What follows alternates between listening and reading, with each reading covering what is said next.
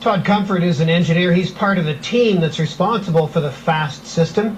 He joins us from the interchange between highways 401 and 416 near Prescott, Ontario. Mr. Comfort, give us an idea of what the conditions are usually like in the winter on this stretch of road where you're standing. Well, this is not a normal winter. We're less than normal on snowfall and certainly a lot warmer than normal on temperature. Last year we had snow starting in November and it continued to the end of March, so it's certainly been above normal for us. And what are the conditions on that stretch of road like if you have a typical winter? Well, we get a lot of freezing, especially in the Ottawa area. There's a lot of freezing rain occurrences. And it's this system that we put in that really helps us on those freezing occurrences. So tell me how the system works, Mr. Comfort. This is an anti-icing system, and what that does is it prevents ice from occurring. It's a proactive system. Other systems that are reactive would be a de-icing system. So how does it work? How does it prevent ice from forming in the first place? Well, we have several components on the bridge, and what we're trying to do is collect information from a weather station. We have sensors on the bridge deck, and all that information goes into a computer. And the computer figures out when icing is going to occur on the bridge. It then sends a signal to the pump, and the chemical is sprayed on the bridge, and we're using a potassium acetate.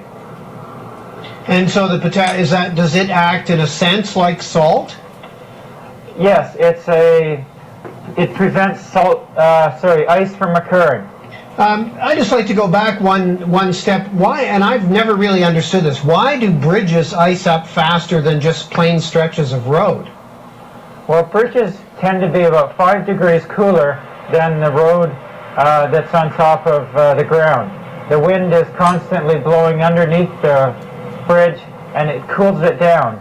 And so when someone's driving down the highway, the road might not be frozen, or there might be no ice on the road, but when you get to the bridge deck being cooler, there's an opportunity for ice to occur on the deck. Now your system is measuring more than one thing, so can ice occur with different combinations of wind and temperature and so on?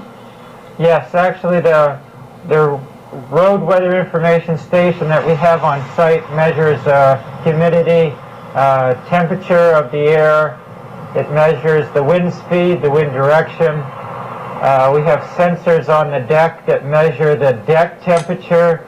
We're actually measuring the temperature in the ground. And we're putting all this information together to figure out when the freeze point actually occurs on the bridge. And the freezing point, when you have all this data that you collect, the freezing point can result in a number of different critical combinations?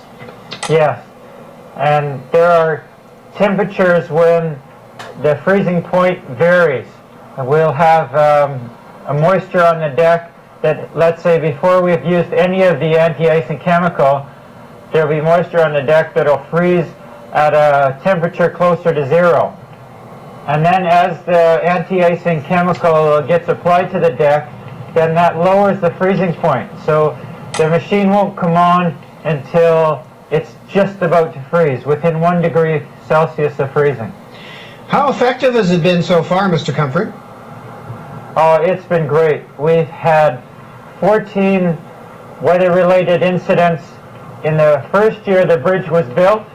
After that, we constructed this system, and we had 0 accidents last year, and to date this year we've had 0 weather-related incidents on the bridge. Now, the system uses potassium acetate, as you said, to prevent freezing. Does it have any environmental downside? Well, potassium acetate is not on Environment Canada's list of hazardous road salts. It's environmentally friendly. Now, can you envision a system like the FAST system being used in, on other bridges?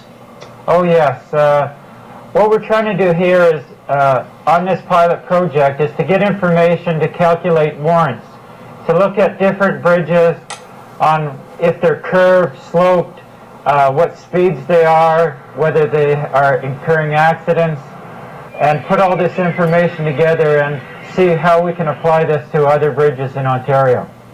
But you think it'll work in those situations? Yes, there are conditions where it will work. This is an expensive project. It's $300,000 to install it on this bridge, so we can't afford to put it on all the bridges, but there's a good opportunity to put it on other structures. Thanks for telling us about it. Thanks, Jay. Bye-bye. Bye now. Todd Comfort joined us from Prescott, Ontario. He's a construction and maintenance engineer with the Ontario Ministry of